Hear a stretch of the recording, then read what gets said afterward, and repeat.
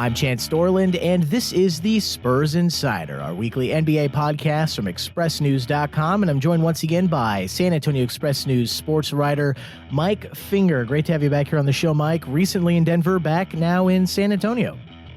That's right. It's been a wild first round series, but it could all come to a head here in Game 6. Yeah, let's get right to it. Spurs facing elimination tonight. What do you think has to change for them to survive? Obviously, if you went back a handful of games, this could have gone very differently. Yeah, and the interesting thing about this whole series is how easily it could have gone the other way. And you look around the league, and this is one of only 2 first round series that is going to a Game 6. All the others have been put away fairly handily by the favorites. And if you go back to Game 2 in Denver, where the Spurs had already stolen Game 1 like they were supposed to do, that was their objective going on the road in those first 2 games. They had a 19-point lead in Game 2. And if they just hold on to the last bit of that, I'm not sure that the Nuggets are able to come back from that. We might be finished right now.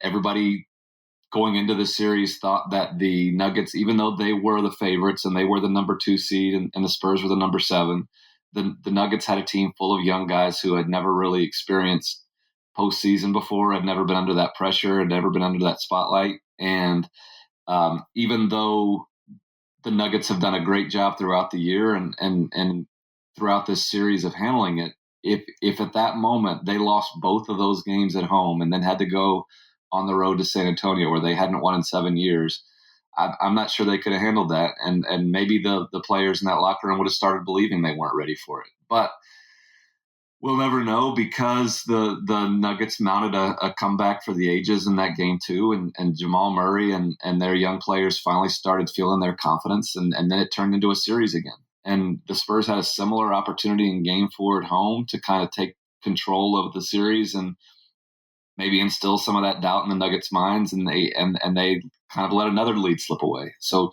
now where we are is in a situation where the Nuggets took care of what they were supposed to do in Game 5 in Denver, and now they seem to have everything going for them. And in terms of what needs to change in Game 6, there's a lot of things, because Denver has been, as we look back on the first 5 games, the best team in this series from top to bottom. Their star players have played better, and I'm including Nikola Jokic there as well as Jamal Murray. They have been killing the 3-point battle, and coming into the series, you knew that the Nuggets would take more 3-pointers, but the Spurs were supposed to take a higher percentage, or to make a higher percentage of theirs. That just hasn't happened. And so what needs to change tonight is the Spurs need to hope that some of those Denver 3-pointers stop falling, and that they can figure out a way to kind of capitalize on what was one of their strengths throughout the regular season, which was 3-point shooting from bench guys like Patty Mills and Davis Bertans and Marco Bellinelli and up and down the line. And if Denver wins the 3-point battle tonight, like they have throughout this series, it's going to be big trouble for the Spurs. I think another thing, when you're talking about what needs to change, the Spurs kind of have to make up their minds on what they want to take away on defense. They've kind of been straddling the fence between making Jokic work to score, making him more of a distributor, allowing certain 3-point shooters to have shots if it means taking other stuff at the rim away. And they've kind of been caught in no man's land, especially in that blowout in Denver in Game 5. They kind of have to commit to what their defensive objective is and take something away, because Denver's been getting a little bit of everything here the past couple of games. So that's Game 6 tonight. We'll talk a little bit more about that, but let's kind of branch off a bit. Denver coach Mike Malone going up against one of the best NBA coaches ever. Now the most winningest coach. There was like a 3-day tie, but now it's official. Greg Popovich, number 1. What do you think about this matchup? It was fascinating coming into the series and in the early parts of it to hear Mike Malone do kind of his poor he poor mouthed himself. Was kind of doing a Lieutenant Columbo thing where he didn't know anything and that he was hopelessly outmatched against Greg Popovich, and he had all the one-liners. He said that Pop has 5 NBA championship rings and he just has a wedding ring, and Pop is the Mike Tyson and he's just this guy with a glass jaw. And then the other day he says that it's a chess match and Pop is Bobby Fischer and he doesn't even know the rules of the game. But I think Malone, if he was pouring it on a little thick, which I think he was, because obviously he's a great coach, could be the NBA Coach of the Year. He has done a heck of a job. And even though he's trying to paint himself as this overmatched apprentice to Greg Popovich, who he truly respects a great deal, every move that he's made over the past couple of games has worked out. And there was a point around Game 3 when it looked like Malone was making the mistakes that a lot of first-time coaches make in the NBA playoffs, and that kind of moment has passed.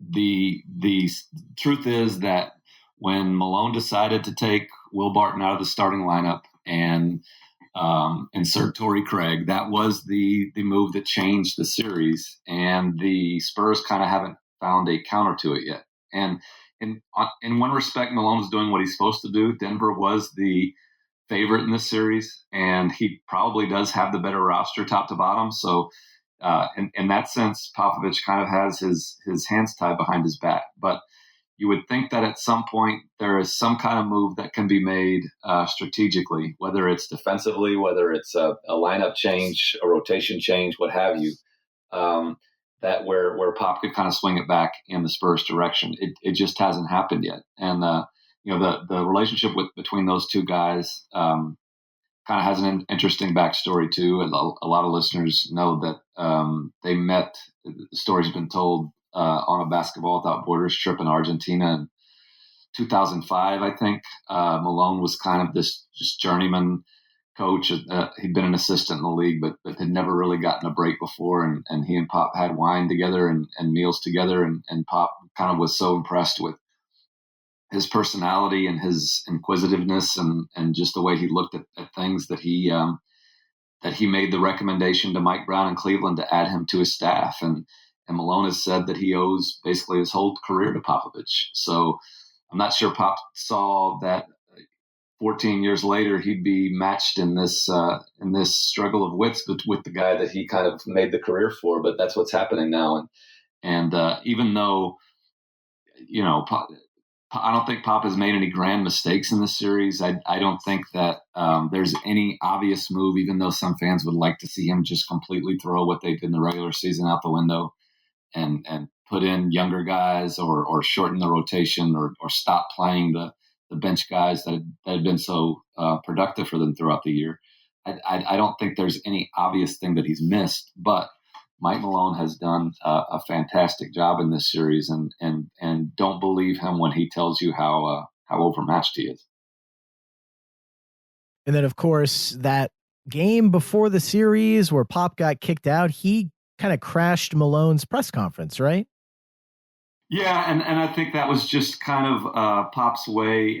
In Denver, what people don't realize about that setup is it's not like he had to go through doors to come in and barge in. It was kind of in the hallway on Pop's way out of the arena. But yeah, he likes who he likes, and he wants people to know that he does respect and like Mike Malone, and that was just kind of his way of showing that hey, no hard feelings, and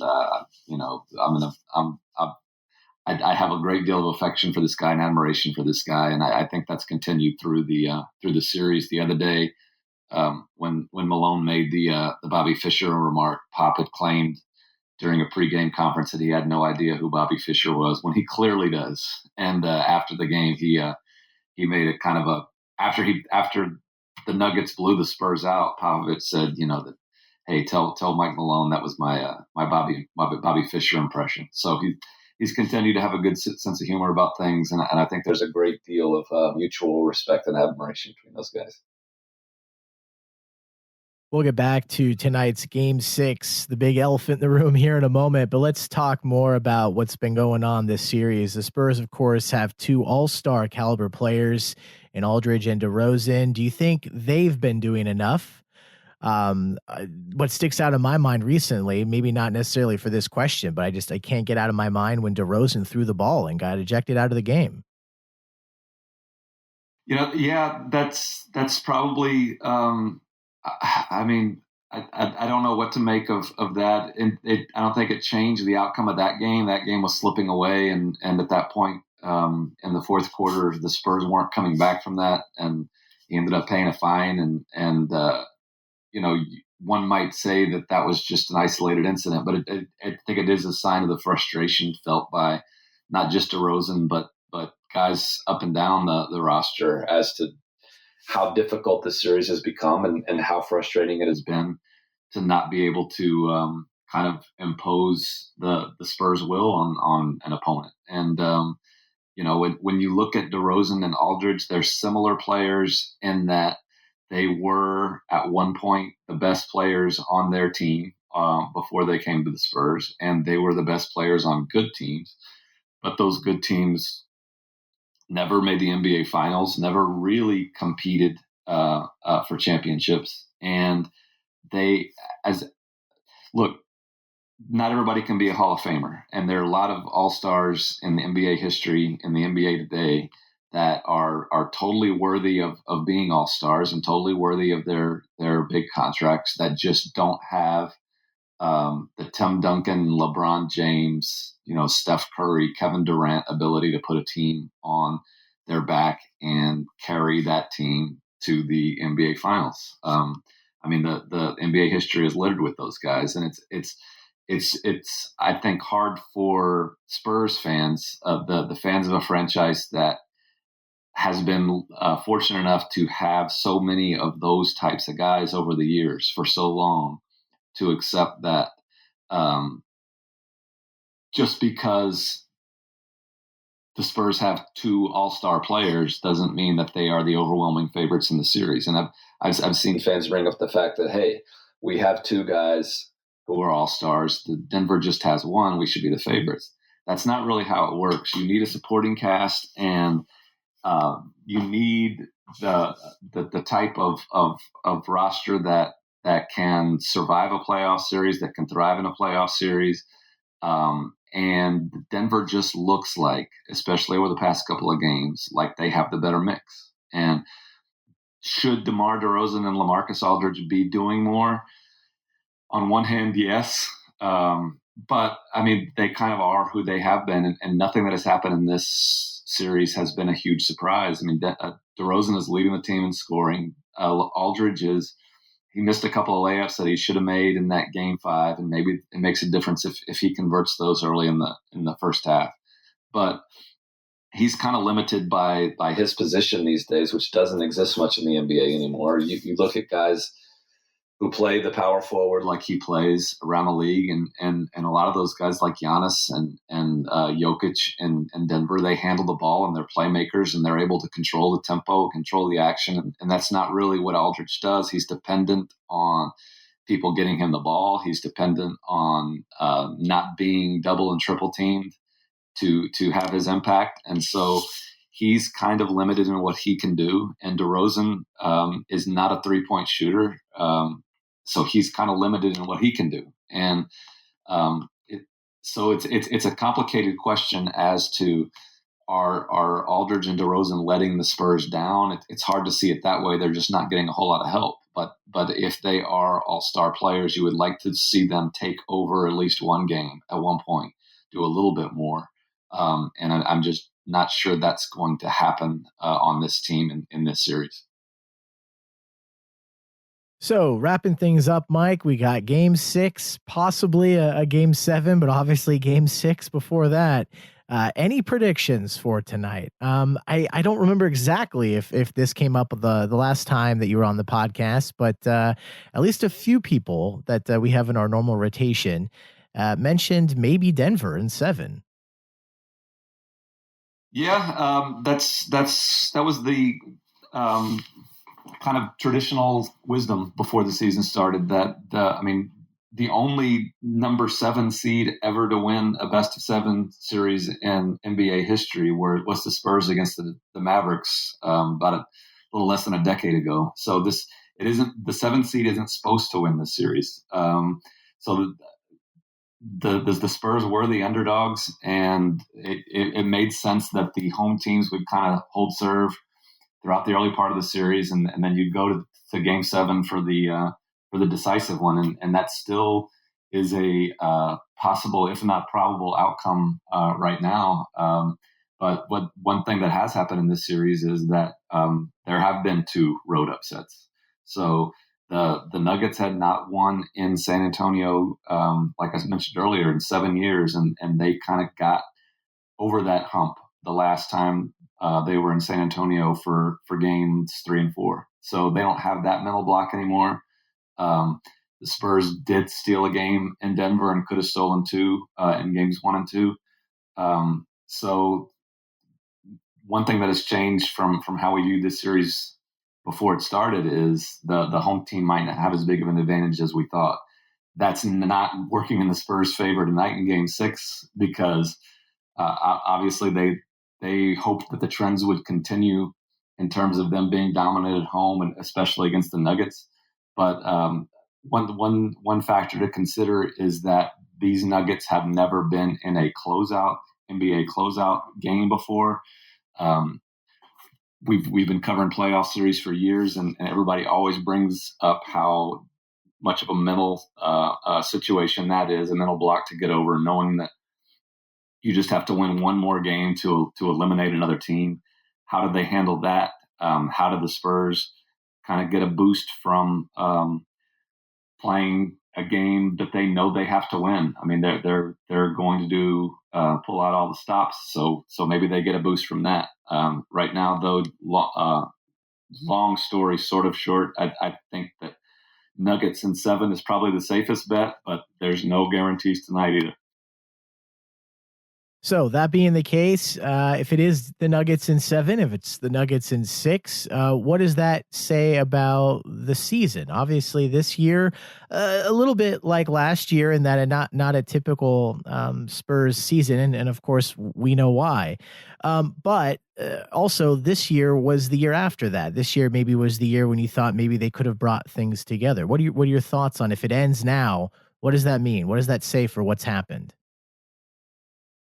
Well, I mean, it's just kind of who the Spurs are now, and that might sound depressing or underwhelming to people who have been through 2 decades of competing for championships. But I mean, if you look back at what the Vegas odds makers and the statistical, the 538.coms and everybody who projected what Spurs were supposed to be this year to start the year, they surpassed their expected win total. They were supposed to be a marginal playoff team. They were kind of a marginal playoff team. They made the 7th seed. Some people thought this might be the year that they wouldn't make the playoffs at all, just because the West is so loaded with other talented teams, and the Spurs lost a lot in Kawhi Leonard. So on the one hand, they even if they lose in this series, they sort of did about as well or even a little better than a lot of people thought they would. Then when you talk about looking forward, is this what the Spurs have become? It kind of is, and I'm not sure there's just an obvious magic bullet that makes them championship contenders again. They're in a situation where they kind of have to go with what they have on their roster. They're a team that's at the salary cap. They can't just go out and sign LeBron James or Kevin Durant or Kyrie Irving. They're going to have some players coming back. I think the return of DeJounte Murray is going to be a big boon for the defense. And figuring out a way to make him work in there, to figuring out a way to use Lonnie Walker in his second year is going to be a big deal. But big picture, I'm not sure that the days of Tim Duncan and Manu and Tony Parker being in the mix for the NBA Finals every year are going to come back anytime soon. And And I mean, there's no shame in what the Spurs are right now. They're a team that is winning high 40s, pushing for 50 wins in a season, and most NBA teams would love to have that. It's just not what the fans are used to, and not what the organization is used to. But I mean, like we've said many times before, they're learning how the rest of the NBA lives, and we'll just see how they move forward from here.